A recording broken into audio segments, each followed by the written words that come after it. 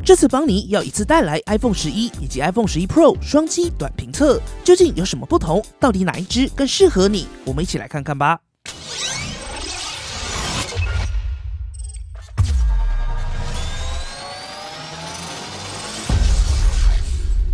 立刻加入邦尼 Facebook 讨论区，邦尼接下来测什么跟专属好康，全部都在邦尼讨论区。也别忘了订阅邦尼，并开启小铃铛，及时收到最新的产品评测。本集节目，邦尼会先专注在最重点的重点实测，而邦尼的完整深度评测也将在近期推出。当然，我们也会在本集节目的最后来聊聊究竟要怎么选，要买 iPhone 11还是真的要上 iPhone 11 Pro？ 先看实测，再来选也不迟。这回我们一次带来更亲民的 iPhone XR 后期版本 iPhone 11以及旗舰版本 iPhone 11 Pro。那我们就先从盒装看起。这次邦尼选择了绿色版本的 iPhone 11，以及这次全新的夜幕绿配色 iPhone 11 Pro。不过在邦尼第一眼看到 iPhone 11 Pro 的绿色，就觉得有一种莫名的既视感，触感很棒。但背面这层雾面材质很像是一层雾面的亚克力覆盖在手机上，有一种奇妙的距离感，感觉这层雾面是浮起来的，也因此凸起的正方形镜头反而没有那么凸的感觉。不过在细细看了几眼后，突然发现 iPhone 11 Pro 的这个雾面真的很像浴室或会议室常见的雾面玻璃，因为 iPhone 11 Pro 的雾面感觉是可以透光的，所以跟当初想象 Pixel 3这种类肤涂层完全不同。邦尼也再次提醒，夜幕绿跟官网的图片几乎是两个样。如果想入手，除了可以看邦尼的影片外，真的建议到现场亲眼看看。如果真的还是看不出来，欢迎大家到现场体验后，快点回来留言告诉我们你的想法。不过也不得不说 ，iPhone 11 Pro 确实在成色上相当特别，但邦尼还是更偏好跟 iPhone 11一样保留镜面，不要雾面。好啦，看回成色 ，iPhone 11 Pro 在一般环境中会呈现更偏向沉稳内敛的黑灰色，而在光线照射下 ，iPhone 11 Pro 则会呈现出相当特殊的深绿配色，确实相当特别。而在 iPhone 11的盒装上，依旧维持了过往的简约白色盒装。在盒装配件部分 ，iPhone 11随附了 Lightning 接孔的 EarPods 以及祖传的万年5瓦充电组，而 iPhone 11 Pro 则是采用更有质感的黑色盒装，一样有耳机。不过在充电组上，则是意外佛心的提供了18瓦的 USB-C to Lightning 快充组。依照苹果万年的5瓦套路，估计未来5年应该都是祖传的18瓦快充了。值得一提的是，在盒装内的上盖，在表面居然也是凸出来的，而内侧居然也忠实的保留凹进去的正方形镜头。而在外观设计上 ，iPhone 11系列的 Apple Logo 因为正方形镜头在视觉上实在太重了，所以也顺势来到更平衡的中间位置。在 ID 设计上 ，iPhone 11 Pro 在玻璃表面上覆盖了大面积的磨砂涂层，能够大大的避免沾染指纹的问题。不过在正方形镜头上，则是采用亮面设计，达成双材质反差。而 iPhone 11则是反过来，采用大面积的亮面玻璃，搭配上雾面的正方形镜头模组。老实说，邦尼认为苹果完全有能力，也可以不把 iPhone 11的2颗镜头也框成正方形，但这样就一定会产生 iPhone 11比 iPhone 11 Pro 更好看的问题，所以不如通通框起来，长一样就不用选啦。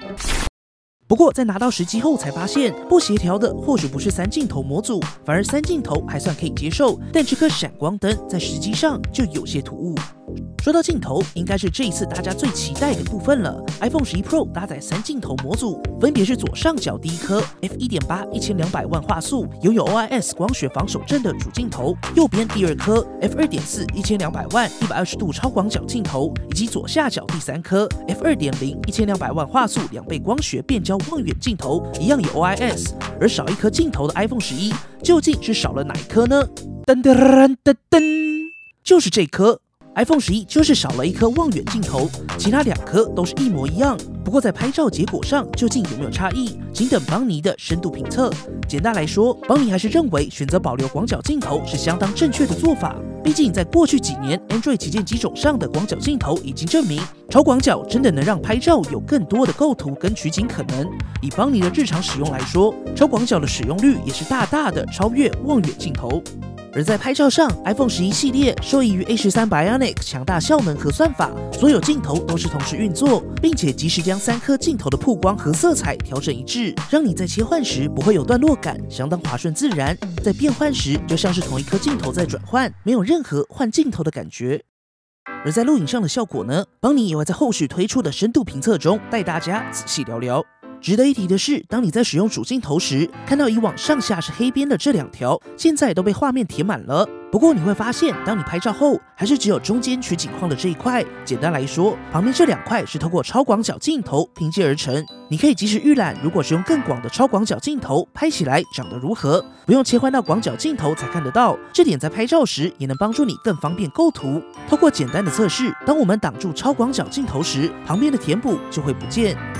这次大家最期待的，应该就是苹果终于加入了夜景模式。在启动方式上，不用也不能手动开启，一切都是自动的。只要检测到低光源环境，相机就会及时打开夜间模式，系统也会在自动辨识后选择最适合的曝光秒数。当然，你也可以自行调整不同的截取秒数，效果也会及时预览在荧幕上。不过相对的，随着时间变长，相机也必须更为稳定，减少晃动。还是建议大家使用系统自动辨识的秒数就好。以下邦尼也提供简单的实拍样张给大家参考。最完整的相机测试，请持续锁定后续的深度评测。先来看一组 iPhone X、iPhone XS 以及 iPhone 11 Pro 的差异。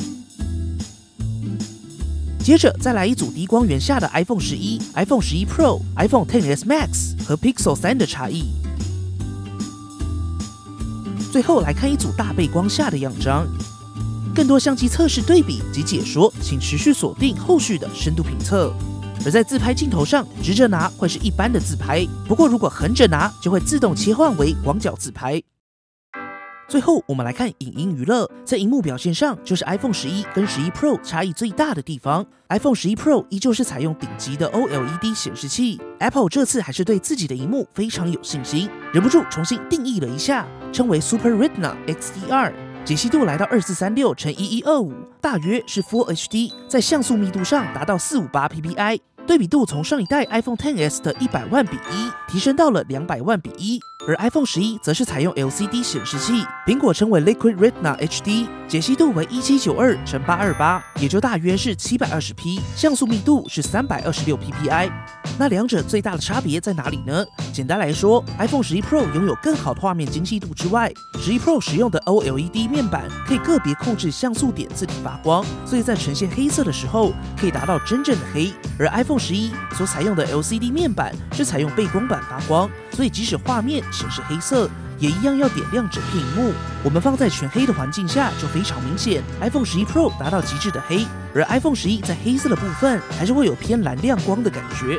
而这样的差别，透过我们实拍播放影片的画面可以明显看到 ，iPhone 11 Pro 的荧幕在动态对比跟纯净度上，跟 iPhone 11有非常大的差别。而在 HDR 影音支援上，两者都支援 HDR10， 以及在手机上少见的 Dolby Vision 杜比世界。顺带一提 ，iPhone 11全系列都取消了邦尼个人认为 Apple 最好用的 3D Touch， 再也不能不读不回。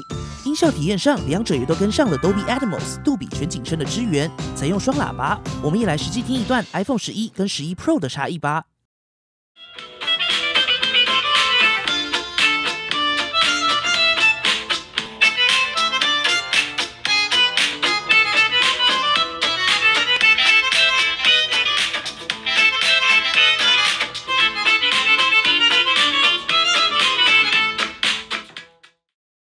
好，我们先听到这边。再一次跟大家提醒，本期是 iPhone 11系列的抢先实测，针对荧幕跟音效，邦尼先不下定论跟对比。关于荧幕的显示体验跟更完整的深度评测，千万不要错过邦尼后续带来的深度评测。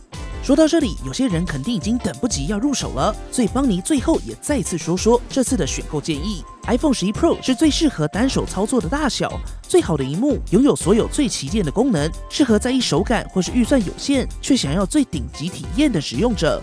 而 iPhone 11 Pro Max 对邦尼来说确实有些太大，不过如果是重度的追剧玩家，不在意重量或手就是比较大的使用者， iPhone 11 Pro Max 可以带给你更大更震撼的视觉体验。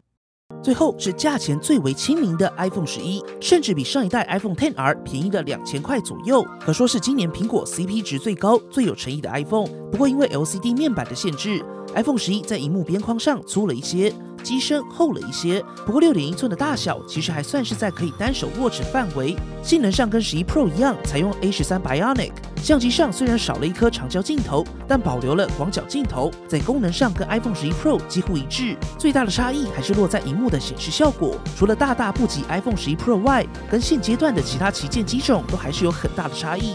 不过如果只是想要一台强劲效能的机种，近乎旗舰的拍照体验，预算又有限的朋友，那 iPhone 11就是你 CP 值最高的选择。不过值得一提的是 ，iPhone 11虽然推了6个颜色，原厂壳只有黑、白、透明3种选择，真的少得可怜。建议大家往副厂选择。后续邦尼也会推出 iPhone 11系列周边推荐，也请大家持续锁定咯。简单来说，邦尼认为今年的 iPhone 11跟11 Pro 更像是尽量提供一致的系统体验，但提供不同级别的硬体，区分不同的消费族群以及不同的 iPhone 体验。今年的 iPhone 11究竟 Pro 不 Pro？ 邦尼的评测才正要开始，别忘了立即订阅邦尼，并开启小铃铛。iPhone 11深度评测即将上线。好啦，本期节目结束了，不要忘记右上角对 iPhone 11、11 Pro 进行投票。如果喜欢本期的节目，不要忘记订阅邦尼，并且打开小铃铛，及时收到最新的评测通知。当然，你也可以在 Facebook 邦尼 AI 小助理、Instagram 以及 Line@ 找到我们。如果还有其他问题，别忘了底下留言。那我们就下期影片再见啦！